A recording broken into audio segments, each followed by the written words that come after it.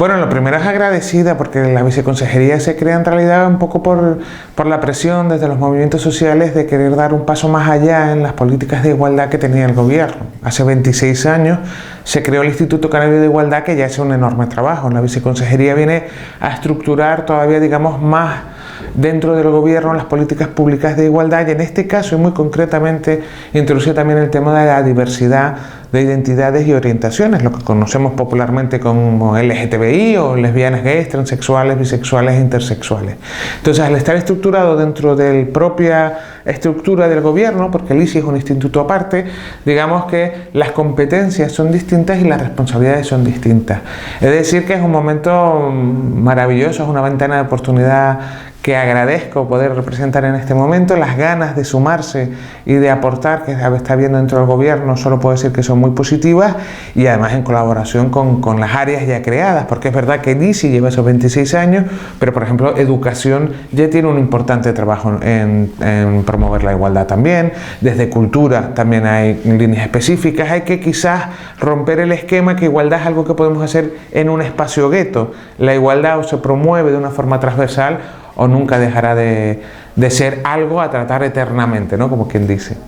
Esta ley, que es bastante propositiva y muy novedosa, viene a mejorar la que se presentó hace ya, pues fue del 2014, ¿vale? Hace ya 6 años.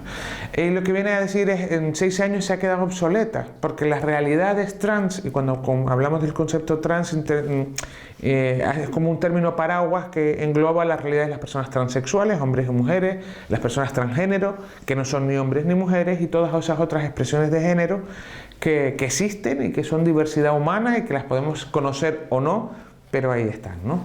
Y entonces la estructura además en base al conocimiento de la ley anterior y de las nuevas demandas. La anterior tenía 3 capítulos, esta tiene 9. Solo en esto nos podemos hacer ver la amplitud de la ley, que va a tratar cosas tan interesantes como, por ejemplo, mayores trans, ocio trans, educación no reglada, sino qué pasa con la educación no reglada también para las personas transexuales, qué pasa con cosas específicas como el deporte, qué pasa con su derecho a la fertilidad y a la descendencia, qué pasa con su tratamiento dentro del sistema canario de salud de una forma estructurada. Hasta ahora teníamos 2 unidades que eran un poco voluntariosas y que estaban creadas y que estaban haciéndolo bien, pero bueno, solo se podía atender a las personas trans en las islas que conocemos como capitalinas, Gran Canaria y Tenerife. Bien, esta nueva ley propone una atención sanitaria en las 8 islas, porque lo que se va a formar es a médicos y médicas de familia o referentes de lo que es la salud comunitaria en las cosas específicas que tienen que saber alrededor de las realidades trans, y el resto, que son la mínima parte, se vendrá a Gran Canaria o a Tenerife para ser atendida. Si lo tuviera que resumir de alguna forma, diría que esta ley lo que viene a tratar es a las personas trans como tratamos al resto de la población. Es dejar de pensar otra vez que son un gueto, un espacio, algo que hay que mirar con una lupa especial, y decir, es que de todo lo que estoy dando, de los servicios que estoy tratando para la ciudadanía, ¿por qué no tengo en cuenta a las personas que no tienen una identidad cisexual? Porque a veces también nos olvidamos que no es que las personas transexuales tengan una identidad curiosa, es que todas y todos tenemos una identidad sexual. Lo que pasa es que para una enorme mayoría esa pasa porque nuestra genitalidad y nuestro sentimiento de identidad sexual coinciden. Pero el sentimiento de identidad es el que tenemos. En uno mayoritario, vuelvo y digo, coinciden y el resto no. Pero no es una cosa anómala, no es que tengan algo nuevo, no, sencillamente que quizás no hemos sabido mirarlo de la forma adecuada. Bueno, en este caso estamos hablando de todo el tiempo de la democracia, ¿no? En Canarias, que se trataba la transexualidad como si fuera algo patológico, algo a ser revisado, algo sospechoso, ¿no? Bueno, quedan cosas, y un sistema informático de alguien que esté trabajando en una administración o en una empresa grande sabe que es difícil de mover, actualizarla, bueno, implementar algo es bueno, pero revisarlo ya elaborado no es tan sencillo. Creo que la consejera de Sanidad en eso fue maravillosamente rápida, lo dejó muy claro, fue un error, se pidió perdón a la persona, además se lo hizo personalmente para que también supiera que, bueno, que errar es humano, que aun y con todo no podemos decir que dentro de la enorme plantilla que tiene el Sistema Canario de Salud no haya alguien que pueda ponderar o poner primero sus criterios transfóbicos, porque la transfobia existe antes que lo que son los conocimientos profesionales y lo que marca la ley, pero eso no nos quita tampoco que como gobierno, llegado a esa ocasión, se pide perdón, se repara el daño y se educa, porque esta es una parte muy importante. Creo que la mayoría de las personas que son LGTBI-fóbicas o transfóbicas, o dicho de otra forma más coloquial, que tenemos algún pero para saber tratar la realidad de lesbianas, gays, transexuales, bisexuales, intersexuales, es porque no hemos sido formadas para ello. Desde muy pequeñitos se nos enseña a insultar. ¿Quién no ha oído maricón el último? ¿Quién no ha oído pero mira ese travelo? Y eso es cultura, y está ahí. Y yo soy de las personas que creo que a la sociedad hay que mirarla a la cara. No es su culpa, es que no lo hemos sabido hacer mejor. Te educaste en unos valores erróneos. Te voy a dar la posibilidad, si así se quiere, porque también estamos en una democracia, de enseñarte cómo la diversidad suma, cómo va a mejorar tu vida también, aunque creas que no tienes esa diversidad, si aprendes a incorporar y a ser empático y a sumar las calidades humanas de un montón de gente que hasta ahora solo ha sabido discriminar, ¿no?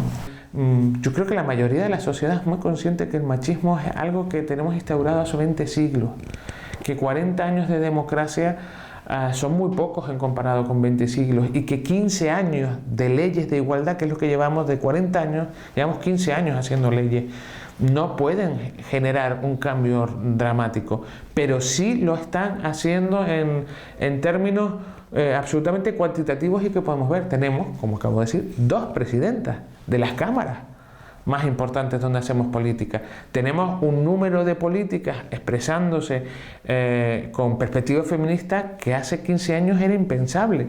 Tenemos a lesbianas, como es mi caso, ocupando cargos políticos que hasta hace 6 años era un tabú. O sea, el armario de la política, de los partidos políticos, era el armario más enorme que había. ¿Y cómo se iban a generar políticas y leyes de igualdad que integraran la diversidad si se pedía a las personas LGTBI dentro de los partidos que se silenciaran? Entonces, esto es lo que quiero decir, porque es que el camino de la igualdad es un poco Matrix, ¿vale? Siempre tenemos como muchas esferas y muchas realidades que tenemos que ver, y si ponemos el sesgo en lo peor, nos pareciera que no avanzamos, ¿no? A mí, por ejemplo, me cabrea personalmente mucho cuando siempre ponemos o intentamos igualar el número de asesinatos machistas como camina una sociedad. No, o sea, eso es darle todo el poder a quienes asesinan. Quienes asesinan individualmente dentro de una estructura, pero no podemos valorar el estado de igualdad de todo un país por el número de asesinos. Quizás por la respuesta que generan esos asesinatos, sí. Y por primera vez en España, en la última encuesta del CIS, la población española dice que los asesinatos machistas son un tema de Estado y son una preocupación social. Esa es la España que avanza, esa es la Canarias que avanza. El resto es el devenir del tiempo. También tendremos que ser capaces de generar entre los hombres su propia corresponsabilidad de una forma mucho más directa en la igualdad. Los chats, los WhatsApp, los grupos, ciertos comentarios, ciertos intercambiar imágenes, no vamos a ser las mujeres las que nos metamos en esos grupos a decir esto no tiene gracia. Pero cada vez más habrá más hombres que digan, mira, perdona, esto no tiene gracia. Esto es sexista, esto es seguir fomentando y humillando las imágenes de las mujeres, y esta no es la España que yo quiero, ni quiero que trates así a mi compañera, ni a mis hijas, ni a mis compañeras de trabajo. O sea, esto no es digno. Y llegará ese día, estoy absolutamente convencido.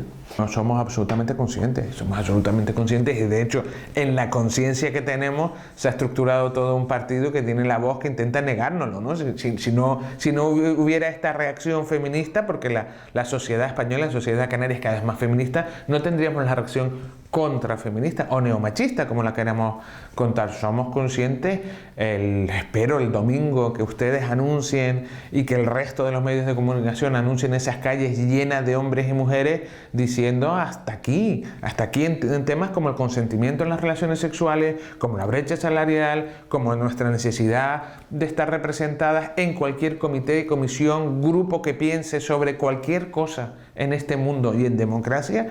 Las mujeres tienen que estar, y ya si me pides las mujeres con perspectiva feminista, pues creo que será lo que cambie el mundo.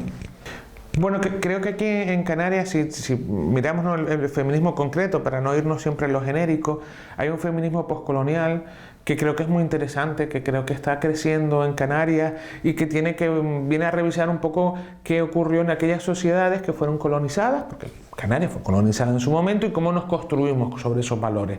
Bueno, creo que ese feminismo postcolonial en Canarias, desde las universidades ya tienen profesoras y profesores que están haciendo investigaciones muy interesantes y que nos vienen a relacionarnos, pues por ejemplo, con cosas tan curiosas en estas investigaciones como que no se puede decir que antes de las distintas conquistas que sufrieron las islas no hubiera más de 2 sexos en las Islas Canarias. Hay imágenes perdón, no me sale ahora la palabra, bueno, estudios, no son estudios, no me sale ahora, bueno, tenemos archivos históricos en donde se recoge que, por ejemplo, en La Gomera, quien lo recoge, el historiador recoge que hay hombres que visten prendas de mujeres y que hay mujeres que usan herramientas de hombres. Bueno, eso históricamente nos podría venir a decir pues lo que sabemos en Canarias. En Canarias tenemos la tasa que triplica el número de transexualidades del resto de Estados de Europa. Bueno, eso vendría a liar, ¿no? Y a venir con aquellas otras. ¿Qué tenemos las mujeres feministas que estar orgullosas de esa cultura canaria que cuántas veces hemos oído que era matriarcal? Y yo siempre me pregunto, ¿matriarcal en qué? Si luego yo solo veo estatuas de Guanches y de Buenarteme y las arimaguadas nos quedan para algo así como anecdótico. Tenemos que revisar nuestra cultura, tenemos que saber en qué se nos dice que éramos una cultura matriarcal. ¿Matriarcal en el cuidado o matriarcal en el reparto de las responsabilidades? Si era matriarcal en el reparto de las responsabilidades, a lo mejor las mujeres canarias tenemos mucho que sacar de nuestra historia. Y si no, no pasa nada, la revisamos. La historia no se cambia. La historia se revisa para aprender y para proyectar al futuro. Y eso es lo que creo que las feministas canarias y que la sociedad canaria en general tiene que revisar. ¿Qué sabemos de nuestro pasado? ¿Cómo nos lo han contado? ¿Y qué de aquello podemos traer al presente para mejorarnos? Porque siempre será para mejorarnos. Si no, no tendrá sentido. Muchísimas gracias. Nada, un placer.